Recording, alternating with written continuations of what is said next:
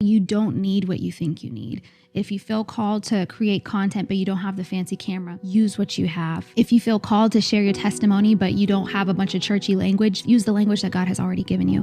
You really don't need what you think you need. It doesn't have to be perfect. You just need to be available.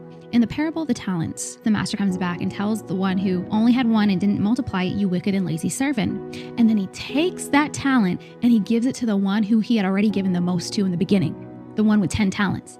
So you're telling me he took from the poor and gave to the rich. It says in that very passage, "For to everyone who has, more will be given, and he will have an abundance. But from the one who has not, even what he has will be taken away." That doesn't sound fair to me, but it's a principle. It's not what you have, but what you do with what you have that makes a difference. It's playing the cards that you're dealt and playing it well. God will give you more when you're faithful with little, when you're resourceful with little.